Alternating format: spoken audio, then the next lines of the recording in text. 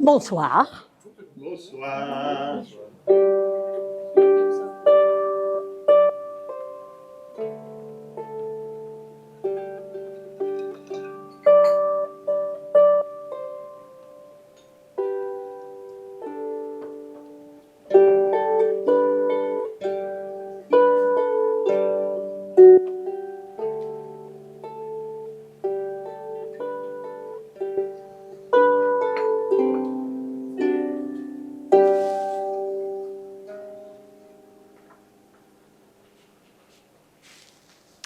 Un bien brave homme que le curé Maillard, toujours prêt à rendre service à ses ouailles et aux autres d'ailleurs.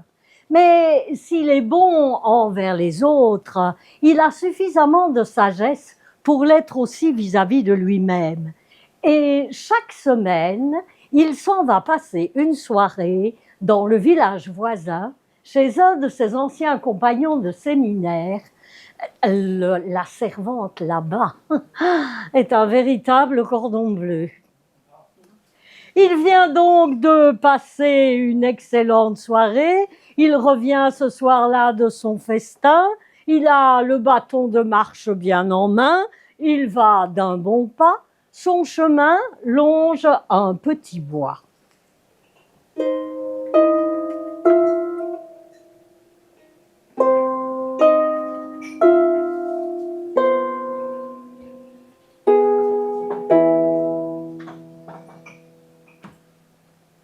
À travers le feuillage sombre, une lueur. Oh, sous-là, c'est quoi, charbonique au rameau d'Istas feu, hein? Et si Jean m'emmène, hein? Eh ben, c'est tout le bois qui va brûler. Ah, allez, me fait, on y va.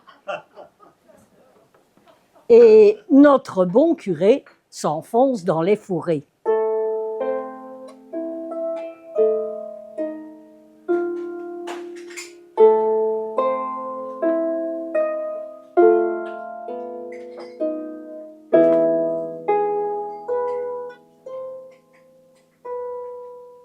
Le voilà au bord d'une clairière.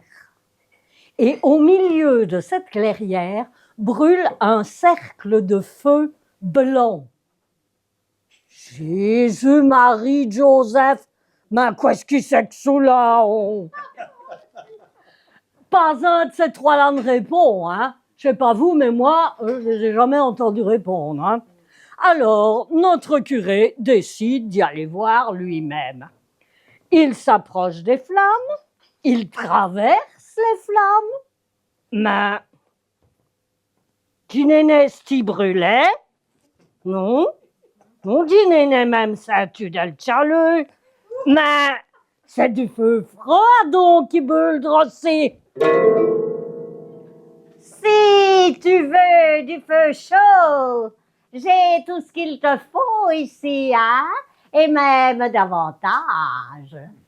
Oh, camarade d'en bas, ni va faire un mot pour moi, mais j'ai tout ce qu'il me faut, va plaider, ça va. Va-t'en toi-même et vieux débris, déchet de sacristie, confesseur des cloportes. Le feu s'est éteint. Mais notre brave curé, il est rouge comme de la braise. Il serre les poings, il serre les dents. Que son bon Dieu le rudoie de temps en temps. Cette bonne guerre, c'est le patron. Mais l'autre, là, ah non, hein. Non, non, non.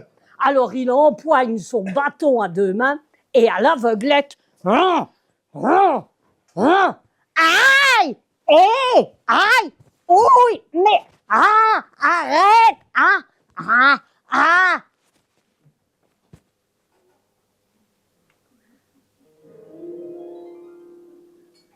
La forêt a retrouvé le silence. Notre bon curé s'essuie le front d'un revers de manche et il rentre chez lui.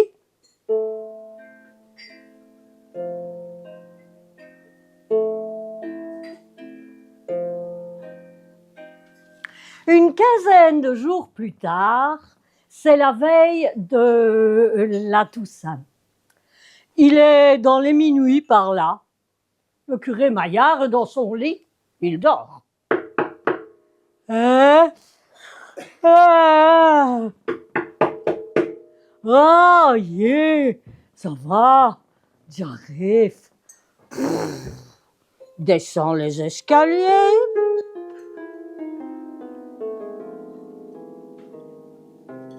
Il ouvre la porte.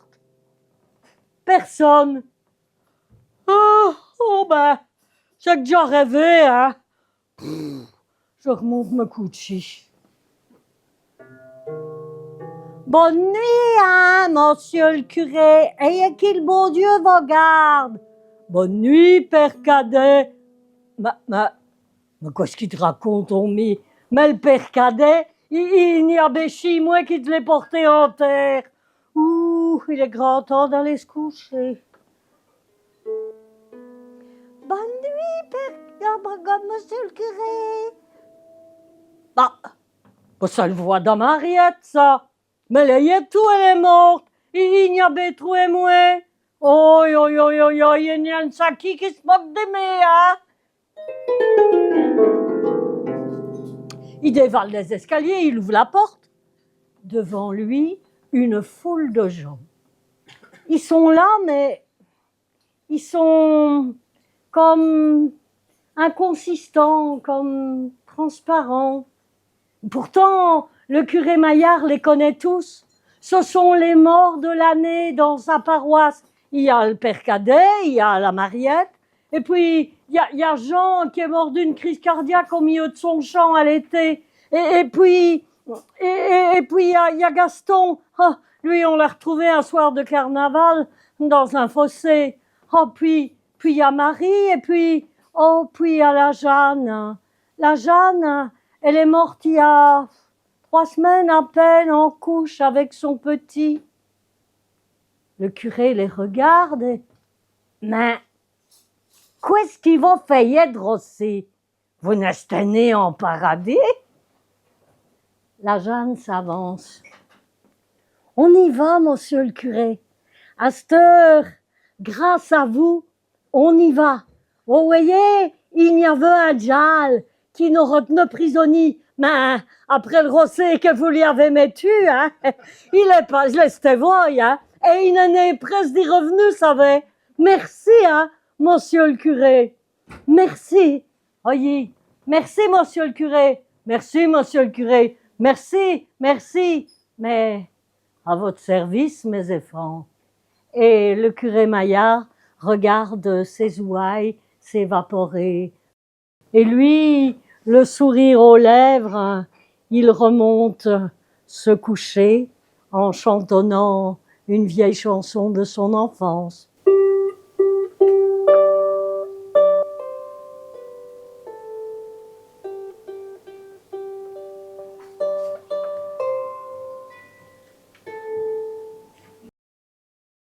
Merci. Bravo.